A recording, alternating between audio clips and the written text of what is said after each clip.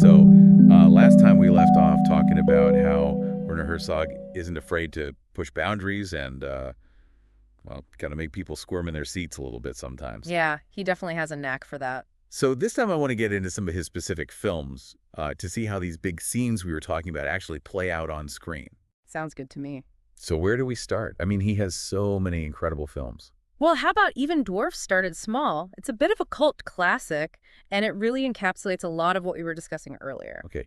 Even Dwarfs Started Small. Yeah. Now, that one is definitely, I remember feeling very unsettled after watching that one. It's got this bizarre, almost nightmarish quality to it. Oh, absolutely. It's like a fever dream gone wrong. Hmm. And it really embodies that blurring of boundaries we were talking about, between fiction and reality, sanity and madness.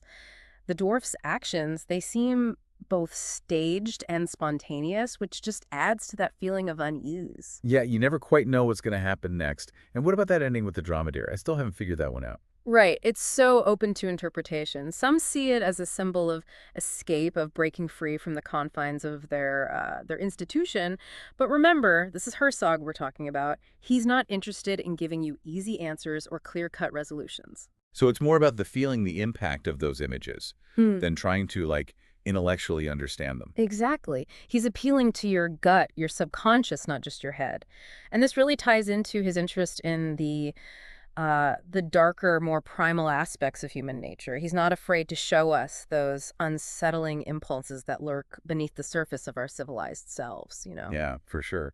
And I think he often does this through that juxtaposition of human and animal behavior, which is so prominent in this film. When you have those scenes with the chickens, the pigs, Oh, and the scene where they dress the bugs in wedding clothes? right. That one is both comical and deeply disturbing at the same time. Yeah, it's like he's holding up a mirror to us saying, look, are we really so different from these creatures? Especially when it comes to those baser instincts. Okay, so we've got this blurring of boundaries, those primal urges, the kind of the absurdity of it all. What else? What other Herzogian elements can we find? And even Dwarf started small. Well, I think it also introduces this theme of the outsider, the individual who exists on the fringes of society. And that's a theme that runs throughout his work. I mean, the dwarfs themselves are literally and figuratively marginalized. They're confined to this institution, but they're also kind of outcasts in a more existential sense. Yeah, that makes sense. And that theme of the outsider is explored even more poignantly in a film like The Enigma of Kaspar Hauser. Absolutely. The story of that wild child who suddenly appears in society seemingly out of nowhere, it's such a strange and beautiful It film. really is. And it always makes me wonder, like, what is it about those kinds of characters, those outsiders, that fascinates Herzog so much? Well, I think Caspar Hauser represents this kind of this pure, uncorrupted innocence. He's like a blank slate observing the world with childlike wonder, but he's also profoundly alienated. He's struggling to connect with a world that doesn't understand him, that rejects him for being different.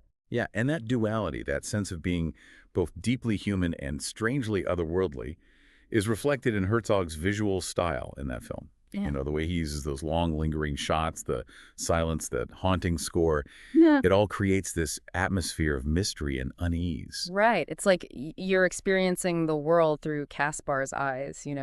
Seeing the familiar as strange, the mundane as extraordinary, and the ending, oh man, that ending with Caspar recounting his dream of the caravan while on his deathbed. It's heartbreaking. Yeah, it really is. It's like he's searching for belonging, for meaning in a world that ultimately rejects him.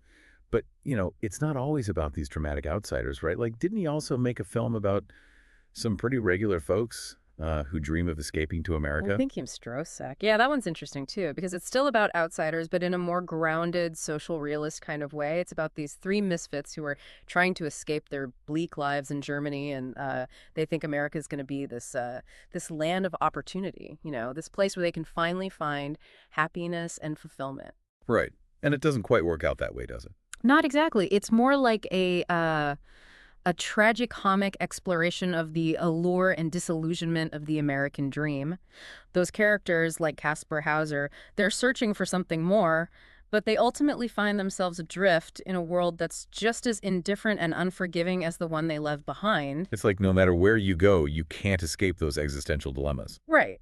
So yeah, even Dwarf Started Small, Caspar Hauser, Stosek, they're all very different films, but they share this common thread of of exploring the lives of these outsiders, these individuals who are grappling with the absurdity and the often cruel indifference of the world. And they all raise these really profound questions about the nature of reality itself, the meaning of life, the search for belonging. It's heavy stuff. It is, and that's what makes Herzog's films so compelling. They're not just entertainment, they're like philosophical inquiries disguised as movies. Okay, so we've got outsiders, alienation, dashed hosts, existential angst. What else? What other thematic connections can we draw between these films? Well, I think they all touch on this idea of the search for meaning. These characters are all looking for something, some kind of truth or connection that will make sense of their chaotic, often painful experiences. Yeah, that makes sense. And I think that search for meaning is often reflected in the way he uses those visual metaphors, the animals, the landscapes, all those recurring motifs. Absolutely. And speaking of metaphors, I've always found his adaptation of Wojciech to be particularly fascinating in that regard. Oh, yeah. Wojciech. That's a really intense film. It is, and it's interesting because that's where we really start to see Herzog experiment with a more stylized and theatrical approach, the way he uses color, lighting, composition. It's all very deliberate. Yet it almost feels expressionistic in a way, which is a bit of a departure from his earlier, more documentary-style films. Right. But it's not just about aesthetics. He's using those techniques to heighten the emotional impact of the story, to draw us into Wojciech's increasingly fractured mental state. And of course, the animal metaphors are front and center in that one. Oh, absolutely. Like that scene where the cat is thrown out the window. It's brutal, but it speaks to the way Wojciech is being dehumanized, treated like an animal by those around him. And, it connects back to that theme of those blurred boundaries between the human and animal world that we've been talking about. Right, right. So we're seeing these themes of alienation, the search for meaning, that animalistic side of human nature. They're all being explored in these different ways through different stylistic lenses. Mm-hmm. It's amazing how he can be so consistent in his thematic concerns, but also constantly evolving as a filmmaker. Yeah, he's always pushing himself, always trying new things, always surprising us. And that's what makes studying his work so rewarding. There's always something new to discover, some new layer of meaning to unpack. Okay, so we've talked about dwarfs, wild children, those yearning to be in America, and a cat thrown out the window. A very Herzogian lineup. Where do we go from here? Well, I think we need to revisit Heart of Glass. Oh, yes, Heart of Glass. That one is visually stunning. It's a masterpiece, really. The way he uses fog, light, composition, it's breathtaking. Yeah, it has this otherworldly, almost dreamlike quality that's pure Herzog. And then there's the whole hypnosis thing, The fact that he had the actors perform under hypnosis, it adds this whole other layer of unreality to it. It's like you're watching a film from another dimension where logic and reason have been suspended. Right. And then you have that ending with Hayes wrestling with the invisible bear. I mean, what is going on there? Yeah, that one is a real head-scratcher. What's your interpretation? Honestly, I'm not sure. And I kind of like that. It could be a metaphor for his inner demons, or maybe it's a commentary on the breakdown of society or the loss of something primal and essential. But again, it's Herzog. He's not going to spell it out for you. He wants you to ponder those images, to feel their weight, to grapple with their ambiguity. Yeah, I get that. It's like he's inviting you to participate in the meaning-making process, Exactly. And that's what makes his films so rewarding. They stay with you long after the credits roll, prompting reflection and challenging you to confront those big existential questions. Okay, so we've got Heart of Glass, this hypnotic exploration of the human psyche. Now where do we go? Well, I think it's time to face those uncomfortable truths head on. Time to talk about war and trauma. Okay, yes. Herzog has made some really powerful films about war, but they're not your typical war movies, are they? No, not at all. They're not about battles or strategy or even politics, really. They're about the human cost of conflict, the way it scars individuals and societies on a much deeper level. Right, like in Ballad of the Little Soldier. He's showing us the faces of those child soldiers, those kids who've been robbed of their innocence and forced to confront this unimaginable brutality. It's devastating. And that film generated a lot of controversy at the time. Oh, yeah, I remember reading about that. Some people accuse him of being insensitive to the political complexities of the situation. Right, but that goes back to that point we made earlier about how Herzog resists being pigeonholed into a particular political stance. He's not interested in taking sides. He's more interested in exploring those universal human experiences of war. The fear, the loss, the trauma, those things that transcend ideology and politics. So it's more about those shared emotional and psychological scars that war leaves behind, regardless of what side you're on. Exactly. And that exploration of trauma extends to his other films as well, like Little Dieter Needs to Fly.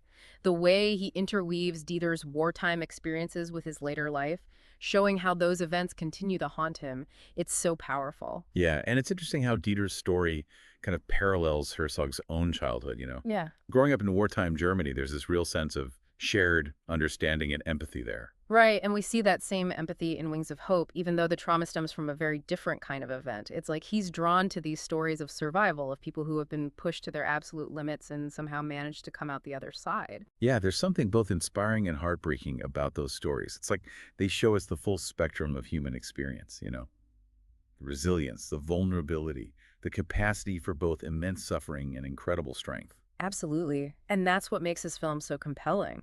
They don't shy away from the darkness, from the big questions, from the mysteries of life and death. He's constantly pushing us to confront those uncomfortable truths about ourselves and the world we inhabit. Okay, so we've covered a lot of ground here, from dwarves to dromedaries to invisible bears. We've analyzed specific films, we've uncovered those recurring themes, those visual metaphors, those stylistic choices that make his work so unique. But I have a feeling we've only scratched the surface. Oh, we've barely scratched the surface. There's so much more to explore in Herzog's vast filmography.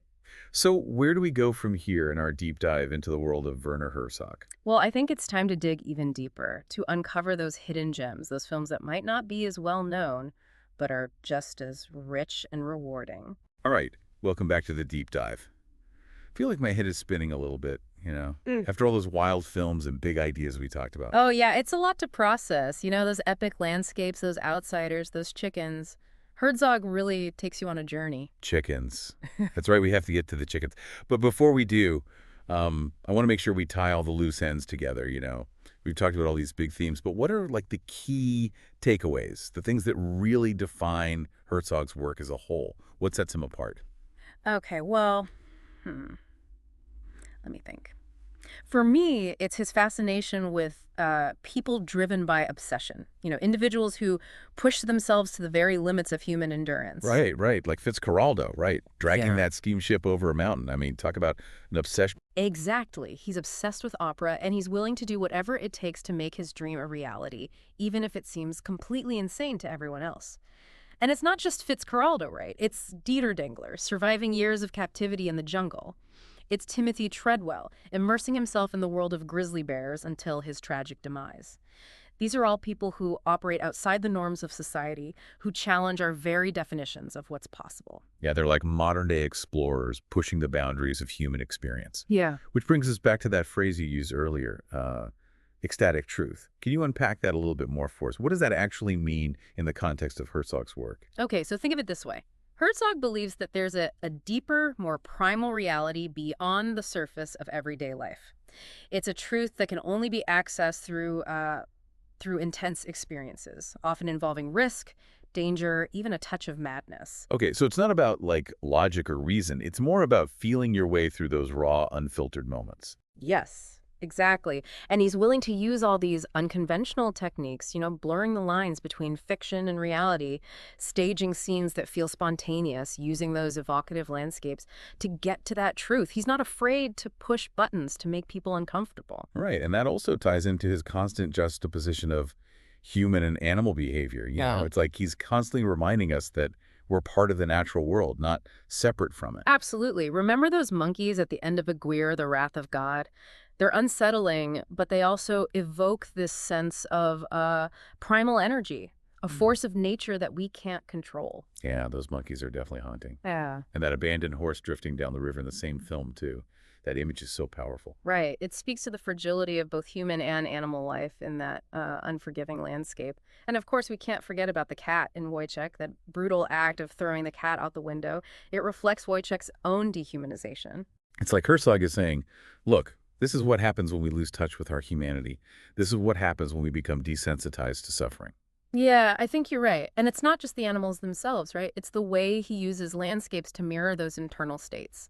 Those vast, unforgiving jungles, the towering mountains, the desolate deserts, they're not just backdrops, they're characters in their own right. Totally.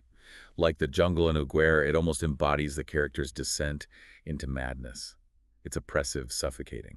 And the mountains and stream of stone, they represent the ambition and hubris of the climbers. Okay, so we've got obsessions, we've got ecstatic truth, we've got humans and animals, those epic landscapes. But what about those recurring motifs you mentioned? Like, the chickens. Ah, yes, the chickens. You see them pop up again and again in his films. And for Herzog, they represent a kind of absurd stupidity. He calls it a fiendishness. They embody this blind, chaotic energy that he finds both amusing and disturbing. So it's not about the chickens themselves, it's about what they represent. Exactly. They're a symbol, like those windmills and signs of life that evoke Don Quixote and the futility of chasing dreams. Or the dwarfs, who embody both innocence and primal energy. These motifs, they add layers of meaning to his films. They invite us to decode the symbolism, to grapple with their ambiguity. It's like a treasure hunt for the mind. And speaking of mind-bending motifs, what about his fascination with hypnosis? We touched on that a little bit earlier, but I'm still curious to hear more about that. Well, I think hypnosis, for Herzog, it speaks to his interest in altered states of consciousness, the way our perceptions can be manipulated, the fragility of reality itself. I mean, think about those actors in Heart of Glass moving through the film in a hypnotic trance. It's unsettling. Yeah, it really is. It's like we're not always in control of our own minds. Right. And that's why, even though we've covered so much, Herzog's work is ultimately about the journey, not the destination. He doesn't offer easy answers. He wants us to engage, to question, to feel our way through the darkness and find our own meaning. Okay, so that's it, huh? The end of our Werner Herzog deep dive. It is. We did it. It's been an incredible exploration, and I feel like I've learned so much. Me too. We've uncovered recurring themes, recurring motifs, that relentless pursuit of ecstatic truth. But there's always more to discover. Always. So as we wrap up, we want to leave you with a final thought to ponder. Consider Herzog's own words from Lessons of Darkness. What are the lessons of this work? It's a question that resonates throughout his entire filmography. What can we learn from these stories, these characters, these images? What truths do they reveal about ourselves, about the world we inhabit? And maybe even more importantly, what lessons can we apply to our own lives? How can we find our own ecstatic truth? How can we live more authentically, more fully, more intensely? Those are questions each of us has to answer for ourselves. But hopefully this deep dive into the world of Werner Herzog has given you some food for thought, some inspiration, some fuel for your own personal journey. So go forth, explore Herzog's films, and remember, the journey is just beginning.